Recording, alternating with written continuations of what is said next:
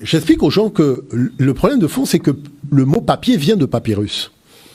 Et donc, à partir de là, la première fois qu'on a écrit sur un support souple d'écriture, c'est quand même en Afrique. Maintenant, le livre se dit médiat en égyptien ancien, et la bibliothèque, c'est-à-dire là où il y a tous les livres, se dit per médiat. Donc la maison du livre. Donc si le mot existe dans le dictionnaire et dans les textes égyptiens, c'est qu'il y a bien un espace. Mais quel est le problème? On va expliquer les choses très simplement parce qu'il ne reste pas beaucoup de temps. Vous savez, un papyrus, quand vous le déroulez, vous avez ce document, donc vous commencez à le lire et vous enroulez d'un côté et vous déroulez de l'autre parce que ça peut faire 800 mètres de long. Et il y a eu un jour un ancêtre qui s'est dit, mais pourquoi ne pas plier le papyrus en accordéon?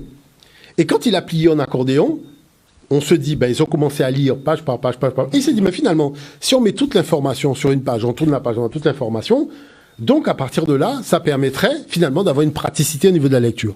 Et donc quand ils ont fait ça, ils ont cousu cette partie-là avec du cuir, et ça donne le premier livre. Mais le premier livre, les manuscrits de Nag Hammadi, c'est en Afrique.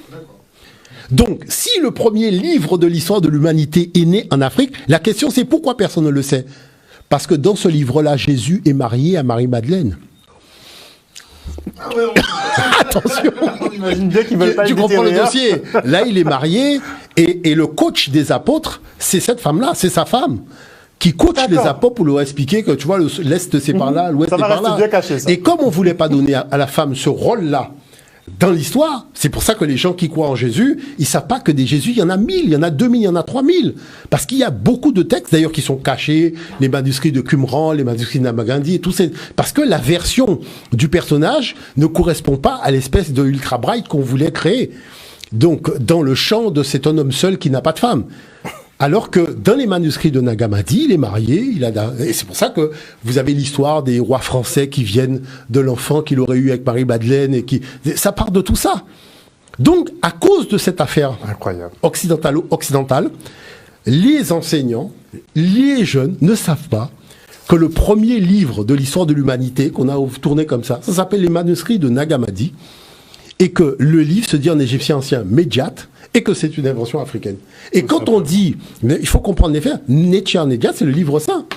Donc le livre saint, le livre sacré, puisque Médiat c'est le livre, Netcher c'est la divinité, la sainteté, donc Netcher Médiat, c'est le livre saint. Donc vous voyez que tous ces termes-là se retrouvent, mais c'est bizarre, c'est étonnant de voir que ce zéro, il existe, il est passé sous silence à cause d'une graphie qui a une correspondance très importante dans la tradition chrétienne. Voilà, c'est important de le souligner. Merci beaucoup, professeur. En tout cas, là, on est là pour assister à l'histoire. Ils vont pas la falsifier sous nos yeux. Totalement. Là, on a les documents. Là, on a les documents, on monte les documents et on discute. Très bien. Voilà.